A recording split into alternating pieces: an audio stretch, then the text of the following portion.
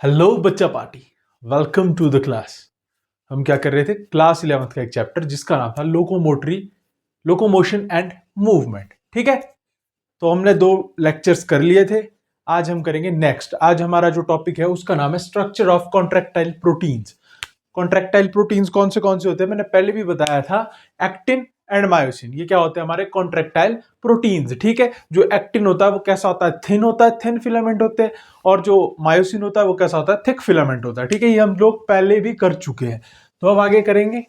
ठीक है, अभी हमारा जो टॉपिक का नाम है वो स्ट्रक्चर ऑफ कॉन्ट्रैक्टाइल प्रोटीन। जो एक्टिन और मायोसिन है कॉन्ट्रैक्टाइल प्रोटीन्स, उनका स्ट्रक्चर देखना है अभी हम लोगों को कि उनका स्ट्रक्चर कैसा होता है, किस तरह से वो इंटरनली बने होते हैं या फिर किस तरह की उनकी शेप होती है, एवरीथिंग। ठीक है, क्लियर है? तो स्टार्ट करते हैं।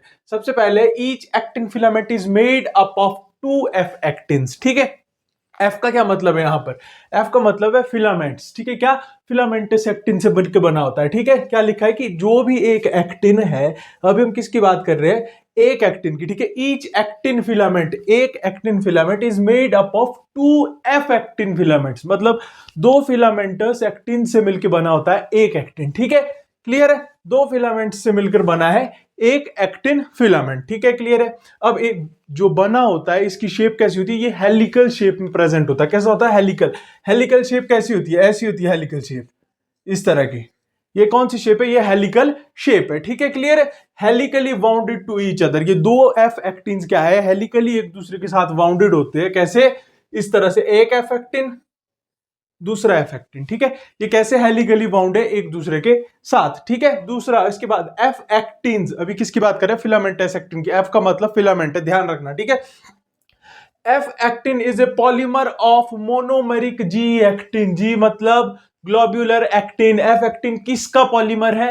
एफ एक्टिन पॉलीमर है जी एक्टिन का, दैट मींस ग्लोब्यूलर एक्टिन्स का। ठीक है, इस तरह से मोनोमेरिक ग्लोब्यूलर एक्टिन इस तरह का होगा। ठीक है, क्लियर है?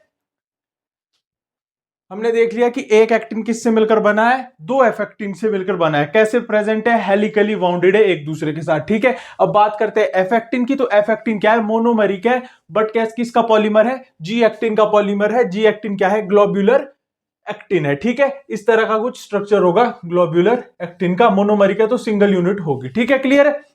इसके बाद 2 फिलामेंट्स ऑफ अनदर प्रोटीन। अब दूसरे प्रोटीन की बात करें हम, उसके 2 फिलामेंट्स। कौन सा प्रोटीन है? वो प्रोटीन है ट्रोपोमायोसिन। ट्रोपोमायोसिन के 2 फिलामेंट्स। ठीक है, run close to F actin. जो एफ एक्टिन है, फिलामेंटस एक्टिन है, उसके आसपास रन करते हैं 2 अनदर प्रोटीन। वो कौन से 2 अनदर प्रोटीन है? कॉम्प्लेक्स प्रोटीन है, पहली बात तो ध्यान रखना।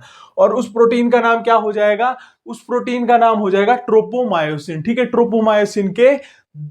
ट्रोपोमायोसिन किसके अराउंड रन करता है? ये एफ एक्टिन के अराउंड रन करता है वेरी क्लोजली। ठीक है, क्लियर है?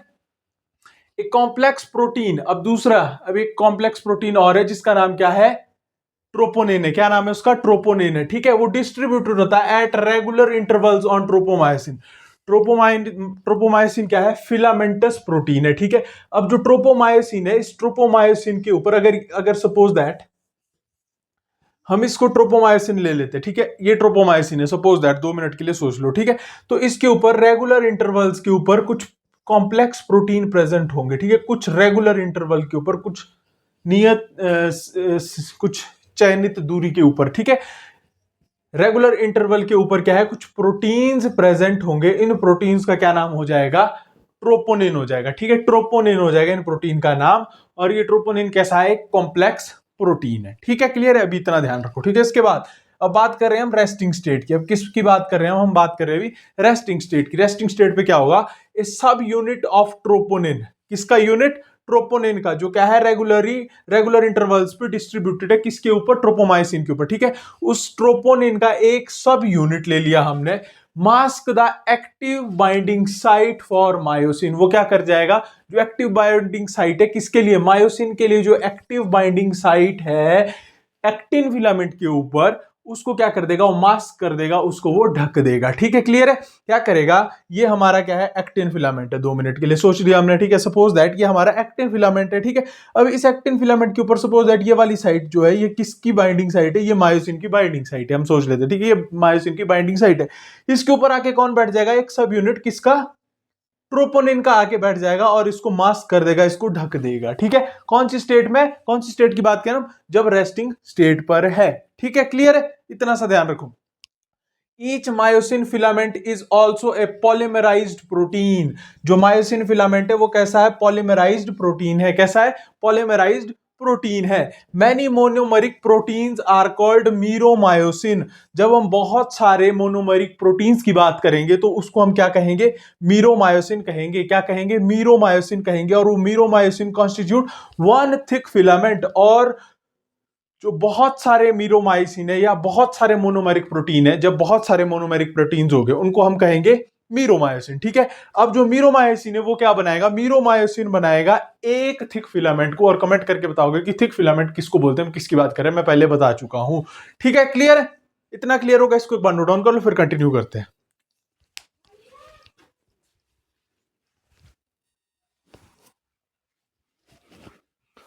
तो नोट डाउन कर लिया आप सभी ने। ठीक है, अब देखते हैं हम आगे, हम कहां तक पहुंच गए थे, मीरोमायोसिन तक हम पहुंच गए थे। ठीक है, अब आगे करना है हमने, each meromyosin has two important parts.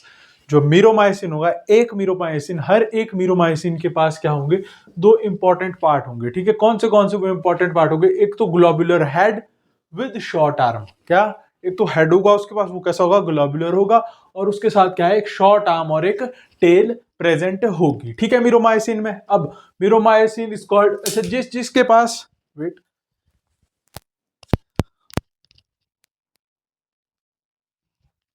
अभी देखो, जिस मीरोमायोसिन के पास ग्लोबुलर हेड, शॉर्ट आर्म और टेल प्रेजेंट होंगी उसको कहेंगे हम हैवी मीरोमायोसिन। क्या कहेंगे, हैवी मीरोमायोसिन।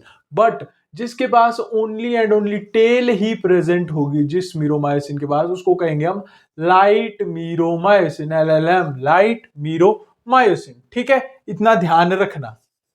अब इसके बाद चलते आगे, तो इसके बाद globular head is an active ATPase enzyme.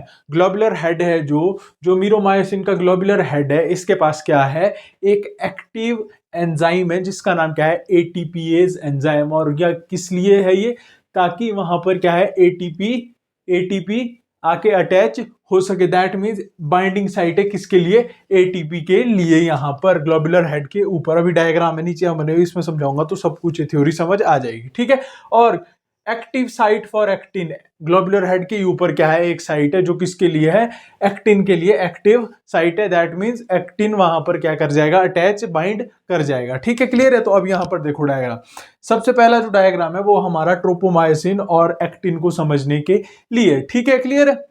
अभी देखो, जो ये ग्लोबुलर दिख रहे हैं आप लोगों को, गोल गोल स्ट्रक्चर्स दिख रहे हैं, ये क्या है हमारा, ये है हमारा, क्या है ये, एफ एक्टिन है। क्या है ये हमारा, एफ एक्टिन है। क्या है, एफ एक्टिन है। मैंने बताया था दो फिलामेंटस एफ एक्टिन से मिलकर बनता है एक एक्टिन। ठीक है, क्लियर है।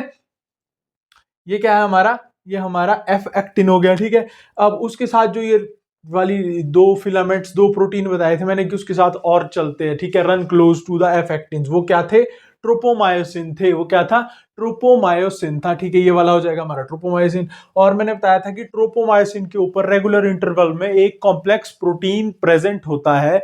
वो कॉम्प्लेक्स प्रोटीन क्या हो जाएगा, ट्रोपोनिन। वो देखो आपको दिख रहा है एक रेगुलर इंटरवल पर। ठीक है, ये क्या हो जाएगा हमारा, ट्रोपोनिन हो जाएगा। क्या हो जाएगा, ट्रोपोनिन हो जाएगा। ठीक है, अब इसके बाद देखना है हमें हैवी मीरोमायोसिन और लाइट मीरोमायोसिन किसको कहेंगे हम। ठीक है, ये है हमारा मीरोमायोसिन का स्ट्रक्चर। ठीक है, इसमें क्या है, सबसे पहले ग्लोबुलर हेड है।